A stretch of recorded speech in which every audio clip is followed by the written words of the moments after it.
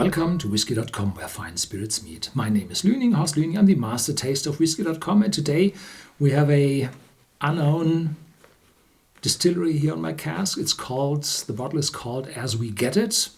It's an Islay malt, so I suggest it will be smoky, and therefore I put it in the last of today's row. It has 61.3 ABV. It's unchill filtered, uncolored, and it shows quite a light straw tone. So either it's very young or respectively and is from a refill cask. So this is an unknown distillery, and whenever you see somewhere somebody writing down this is from distillery XYZ, then 90% of the time it's wrong. Why? Because there are differences in whiskies from distilleries, differences in casks, and from time to time a dealer tries to fix a name to an unnamed bottle to increase value. So this is an independent bottler, Ian MacLeod. It's a famous independent bottler, one of the big ones in Scotland. And he writes on the back, only very small quantities of As We Get It are bottled at any one time because this quality of whiskey is not always available. Each individual cask is personally selected by a rare malt manager for bottling straight from the cask. Ian MacLeod has two wonderful series of independent bottles called the Dunvegan, and the second one is the Chieftains, and the bottles from those series are a lot more expensive than these ones, and they typically carry the name of the distillery and carry an age statement. On all of this is not here, so what is written down on the back label is just marketing blur. These are the casks which are left over, which are not valued enough to be bottled under Dunvegan or Chieftains. So this is very typical. You look for casks. They do not have to be bad, but they do not carry a big name, and they are not easy to sell because they are so light. There's so less wood in it, so it is difficult to sell, and so they name it As We Get It. It's very famous, this speech, As We Get It, in the branch. And they bottle it as cask strength, and 61.3 ABV. It's 107.3 proof, and it's Islay, so it suggests it's smoky, but it's not clear from which distillery it comes, and the age is at least 3 years and a day.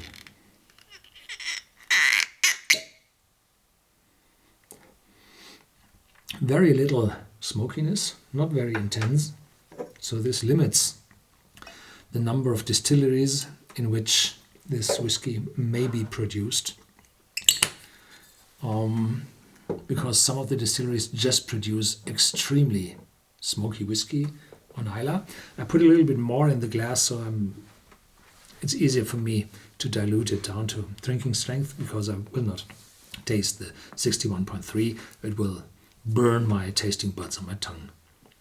So it's light white wine, light smokiness in it, and fresh and citrus. Period. Nothing else. So it's not one-dimensional, it's two-dimensional. It's the citrus note and the smoky note. It's not very complex, and the parts per million in smoke is probably 20 to 30. So which distillery might it be? Well, my first guess is medium smoky whiskey is only produced at Bowmore. Other distilleries either produce non-smoky or full smoky, heavily peated.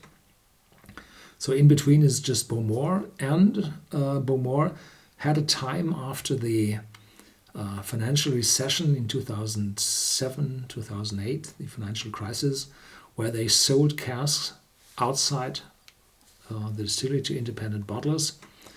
And they are typically now 6 to 9 years old or 10 years old. And probably this might be one of those. If it's 8 or 10 years old, then it has been a refill cask, so very few wood influence. If it's younger, then, well, what might it be? So there are whiskies from time to time from several distillery when they switch over from peated to unpeated. There might be a period in between. There is a medium peated whiskey coming out when they, well, do not have a full cleaning cycle in the distillery where they emptied every vessel, every intermediate receiver, where typically there is some smoky residual in it. So probably it might be from some other distillery. They will never tell you the name. So if there's a dealer telling you this is from this and that distillery, to 90% they are wrong. They just want to fix a higher price marker at it. And this one is priced between 40 and 50 euros, pounds. So it's medium expensive. It's cask strength. It's high ABV, 61.3. That means it's not too old, because otherwise the alcoholic content would have gone down a lot. Yeah. So now we add some water. So I have to add just a good amount, because I have to go down to 40. So you see marks in it.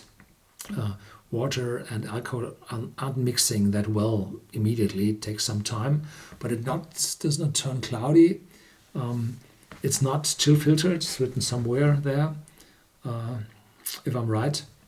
So I'm still above 45, probably around 50. The citrus note is stronger. The smoke's still there.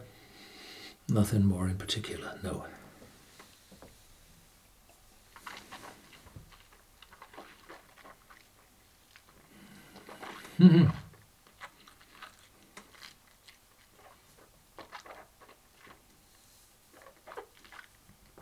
Now the taste kicks in, really intense, showing spiciness, a little bit of oakiness, more smoke covering my mouth, and the taste is 5 times more intense than the smell. So this whiskey is definitely on the taste side. Yeah. The aftertaste is long, still spicy. So this one is not for smelling, this one is for swallowing. And that in cask strength, dangerously sipping.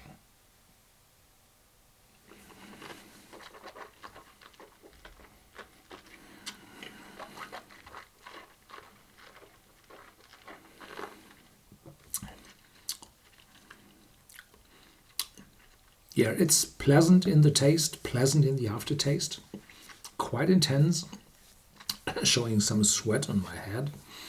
But the nose is a little bit too weak. And this is no surprise, because it's so unmatured, showing less cask influence. The color is that light. This light color, even at 61.3 ABV. So it's only lightly matured in the cask. So if there's something from the cask, its spiciness is the tannins from the oak, from the reused casks, and the fresh vanilla toffee is gone to other whiskies already. Yeah, so this is an unknown Islay malt. I think about Beaumont. I might be wrong. The next batch might come from a different distillery. The next batch might taste differently.